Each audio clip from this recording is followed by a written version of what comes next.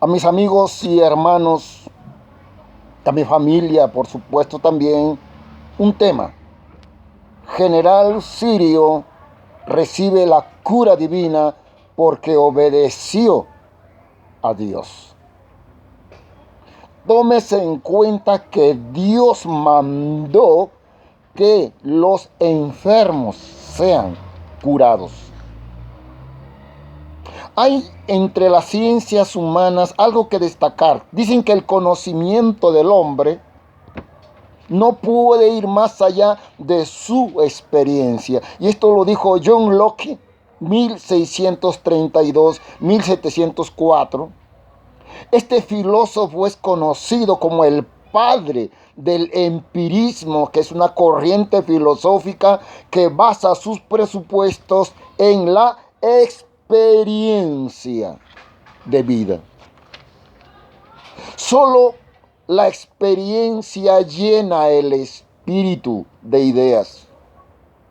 Nada puede existir en la mente que no haya pasado antes por los sentidos de la vida.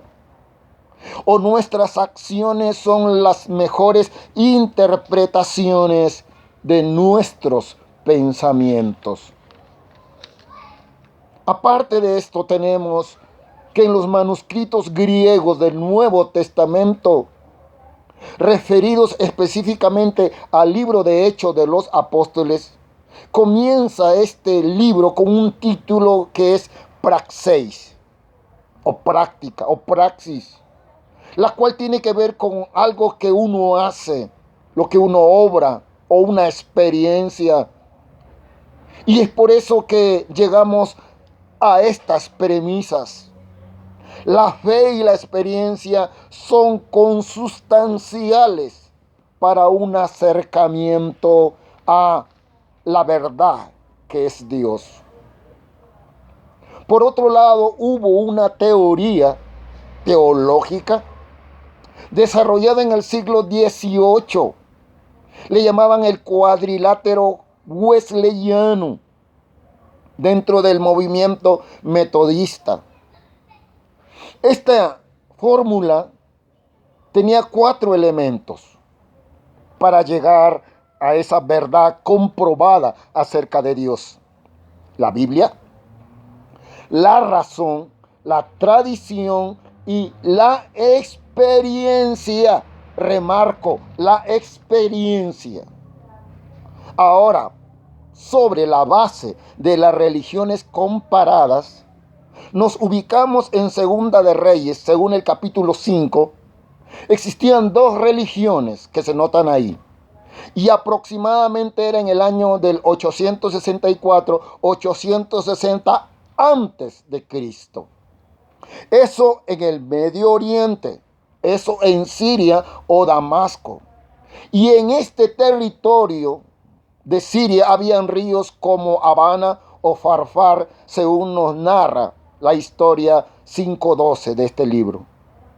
Dentro de este pueblo había un templo enorme, grande, dedicado a la adoración a un dios llamado Rimón, que era el dios que hacía referencia a las lluvias, a las tormentas y a veces a las guerras. Traída esta creencia desde los tiempos más antiguos de Babilonia o de Egipto. A esta religión del dios Rimón pertenecía Naamán, el sirio, el general exitoso. Ahora, por el otro lado, llámese Israel o Samaria, había un profeta que en ese tiempo le llamaban Nabí, el profeta Eliseo, cuyas actividades ministeriales era la curación, la sanación de cualquier enfermedad. Había también un río llamado el Jordán. La experiencia de la curación de lepra que experimenta el general Naamán, el sirio, hace que él cambie de creencias, de religiones, de cosas como entender el mundo espiritual. Ya no es el dios Rimón el que prevalece sobre las enfermedades. Ahora Naamán entiende que Yahweh, el Dios de Israel, es aquel que en verdad cura, en verdad sana, en verdad restaura de cualquier enfermedad. Ese es el principio a través de lo cual llamamos la cura divina, pues cuando se experimenta esto, viene tras sí la conversión o la adoración al nuevo Dios restaurador. El general Naamán estaba enfermo de lepra. Y esta era una enfermedad horrible, era una enfermedad contagiosa, brotaban úlceras en la piel, brotaban pústulas, agua verde, agua pestilente, era una enfermedad horrible. Era considerada en aquellos días como un castigo de arriba. Ser leproso era ser llamado inmundo, maldito, era ser llamado un condenado a vivir una vida sin remedios.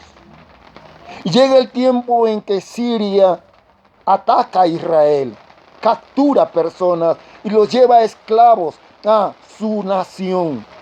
Y una esclava de entre esas personas, una israelita que lleva una connotación de una edad pequeña, una adolescente, y ella da testimonio de una fe, de una convicción en el lugar donde estaba ella trabajando para una señora esposa de Naamán. Y ella da cuenta de su fe, de su convicción acerca de la cura divina. Y ella en el versículo 3 va a decirle a su señora: si rogase mi señor al profeta que está en Samaria, él lo sanaría de su lepra.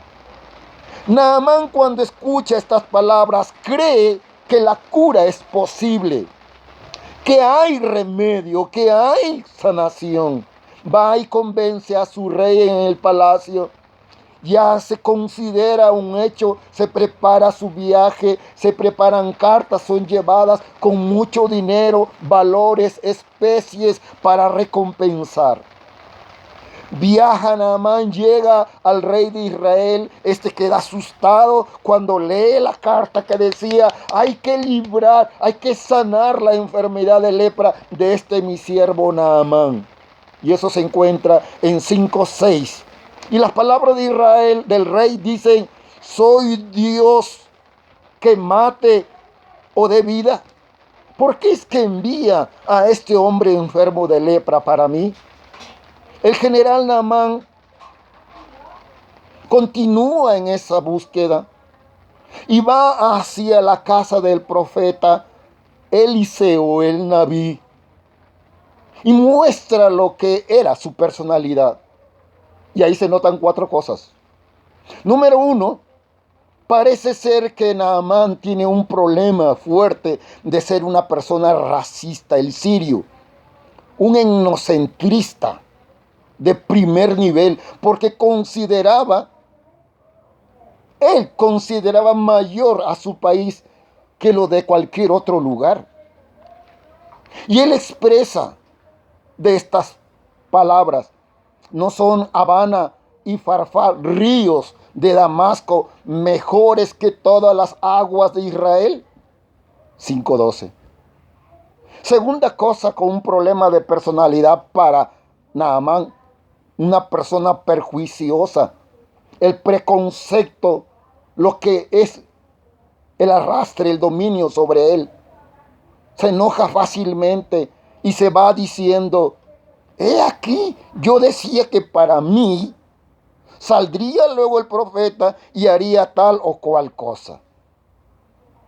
Tercer momento: soberbia.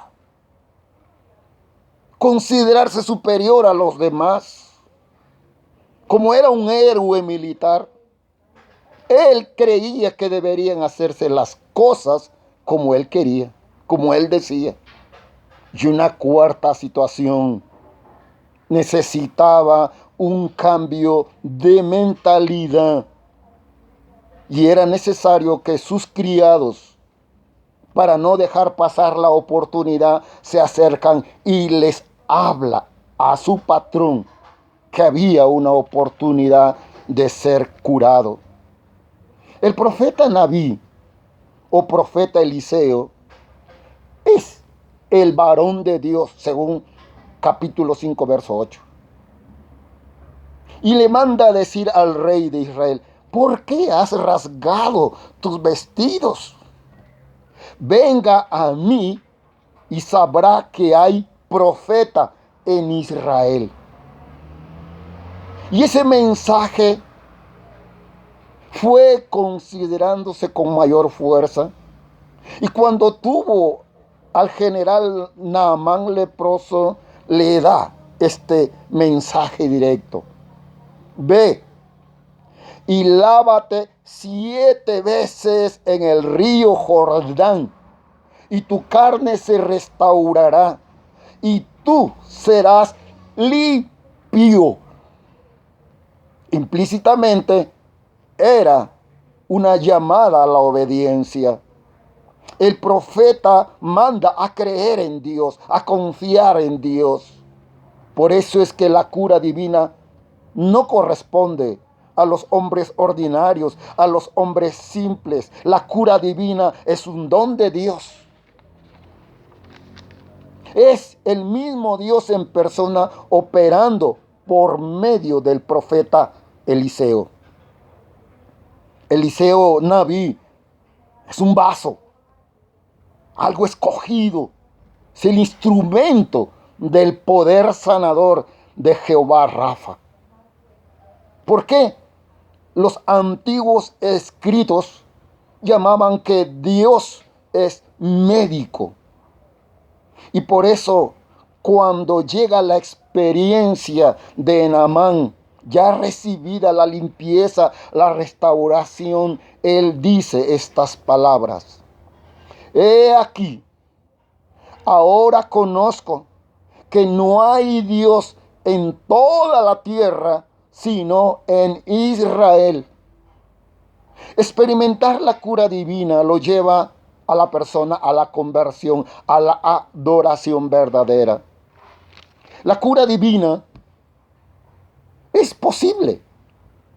No importa la creencia, no importa la religión, no importa si el Dios a quien le están creyendo se llama Rimón del templo sirio.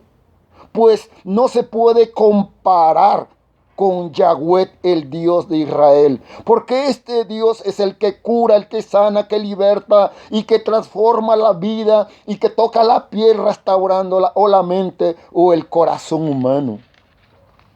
A partir de ahí, entonces, yendo para el Nuevo Testamento, encontramos que en el Evangelio hay un ministerio del Mesías, el Cristo. Y este ministerio, esta labor, está repleta de curaciones, de sanaciones, de formas de vida nueva. Y eso lo encontramos en Mateo capítulo 15, 30, 31. Que dice textualmente: y se le acercó mucha gente que traía consigo cojos, ciegos, mudos, mancos y otros muchos enfermos. Los pusieron a los pies de Jesús y Él los sanó a todos, de tal manera que la gente, las multitudes, las muchedumbres se quedaban maravilladas viendo y escuchando que los mudos podían hablar, que los mancos eran sanados, que los cojos caminaban de manera recta, que los ciegos podían ver, que los muertos eran resucitados, que los leprosos eran curados. Eso hacía motivos mayores para que sea el momento de una glorificación mayor a Dios. En este evangelio, el cual se anuncia y nos da el privilegio de hacerlo, Cristo es considerado el médico. Por eso, esta es una oportunidad para usted o para cualquier persona, para mí también. Pues hoy, 2 de enero 2020, desde un sector llamado sector O Expansión, Ceilândia DF, Brasilia, su pastor, su amigo, su hermano en Cristo, Máximo Hurtado Moscol, enviamos este fuerte énfasis. Dios quiere curar tu vida, restaurar tu piel, restaurar tu corazón. Desde ya sea oportunidad y privilegio para desearte una novedad de vida. Dios esté contigo y tu familia. Muchas gracias.